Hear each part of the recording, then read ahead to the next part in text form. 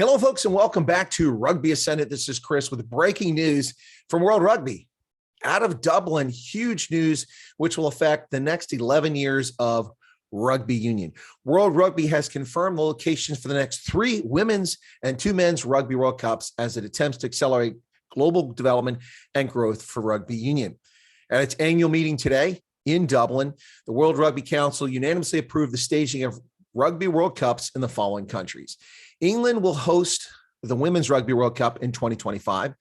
Now, that's after the New Zealand effort, which was scheduled for 2021, but the Kiwis postponed it to 2022. So Women's Rugby World Cup 2021 is being played in 2022. Well, the next one will be in 2025 in England.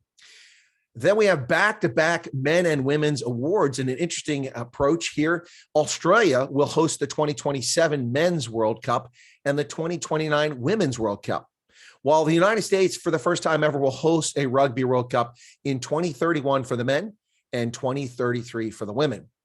World Rugby Chairman Sir Bill Beaumont had the following to say: today, we have approved 3 exceptional Rugby World Cup host nations, England, Australia, and the United States, providing unprecedented certainty and an unparalleled opportunity to accelerate the growth and impact of rugby globally.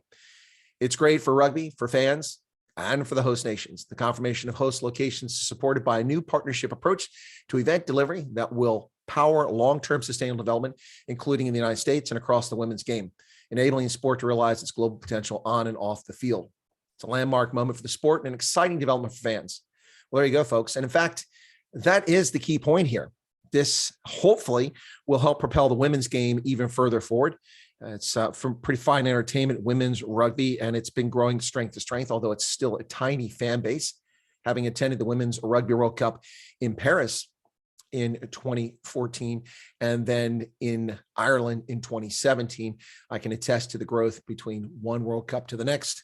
And we'll see what happens in New Zealand with New Zealand's bizarre travel restrictions and requirements for people, if it will be a success there or not, if anyone even knows that New Zealand is open for tourism again. But high up rugby officials from each of the 3 nations had the following to say. Rugby Australia's chairman, Hamish McLennan, said this is an historic day for rugby in Australia.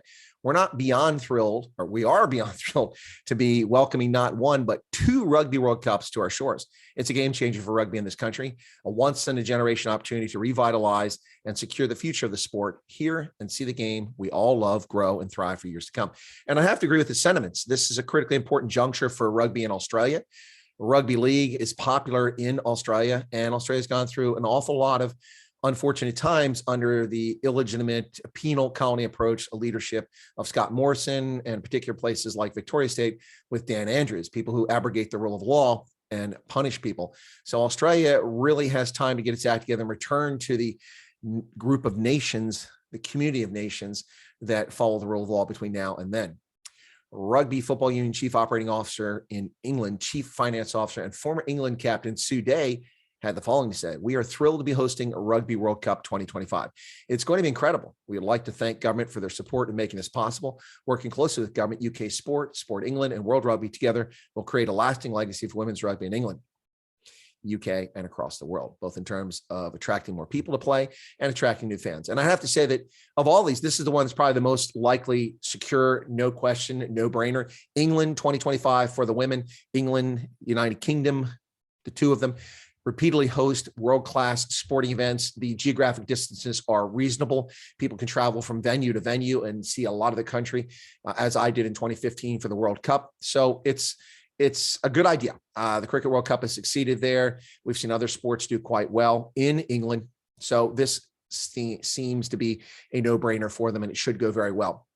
USA Rugby Chief Executive Ross Young said the following: I speak for the rugby community and fans across the United States when I express our sincere gratitude to World Rugby for their trust and endorsement of our vision to grow this incredible sport exponentially across the country. USA Rugby will now venture into a new era and ensure the sport's most treasured event is a springboard for creating lasting, sustainable enthusiasm and passion for rugby from coast to coast. There you go, folks. Absolutely. And I agree with that 100%. Now that the U.S. has officially been named for 2 World Cups, the following locations will get the opportunity to pursue host matches: Atlanta, Austin, Baltimore, Birmingham, Boston, Charlotte, Chicago, Dallas, Denver, Glendale, Colorado, Houston, Kansas City, Los Angeles, Miami, Minneapolis, Nashville, New Orleans, New York/New Jersey, Orlando, Philadelphia, Pittsburgh, San Francisco, Seattle, and Washington, D.C. Now, World Rugby projects that as many as 4.1 million fans could attend both the men and women's Rugby World Cups here in the United States. And it's also smart that the USA hosts the men's World Cup, folks, first, which will draw the biggest crowds and enthusiasm for the sport, and then the women's 2 years later. That's absolutely brilliant. That'll give the USA a chance to go from strength to strength. The Women's World Cup, let's be honest, still is not widely attended, and doing it first might be a nice test effort. It might be a good proof of concept to see that the USA could host a World Cup, but it's unlikely to attract a large number of visitors unless the sport grows exponentially between today and the date that we're going to hold it here in the US. But it is absolutely brilliant what is going to happen. Recent Rugby World Cups have yielded over 200,000 international fans who go around the world to visit the host country. I've done that myself in Ireland, in France, in New Zealand, in Japan. It's amazing the people come to it. And they've seen as many as 1.7 million flock to the stadiums. Now, USA stadiums tend to be quite large, so that number could be boosted quite a bit. USA Rugby will use the next decade to drive significant investment in the game at the youth level, increase access to and diversity in rugby. What diversity? What are we talking about? Are you going to create leagues in rural Appalachia for poor folks to join the game? Or is this virtue signaling? It's a good question. Let's see what diversity in rugby means to USA Rugby. They want to take it to the next level at the high school and college levels and grow USA Rugby membership to 450,000 members. Well, USA has one of the largest numbers of members in its rugby union. So we'll see how it does in that regard. But it is fascinating, folks. Once again, breaking news out of Dublin, where World Rugby has awarded the 2025 Women's Rugby World Cup to England, the 27 men's and the 29 women's to Australia, and the 31 men's and the 33 women's to the USA. That locks up Rugby World Cups from today for the next 11 years, folks. Of course, this year, it's a strange year because we have 3 Rugby World Cups in 2022. First up is the Sevens World Cup in Cape Town at DHL Stadium in September, followed by Women's World Cup 2021 being played in 2022 in New Zealand, and finally, Rugby League, which was also scheduled for 2021. Their World Cup will be held in England this November.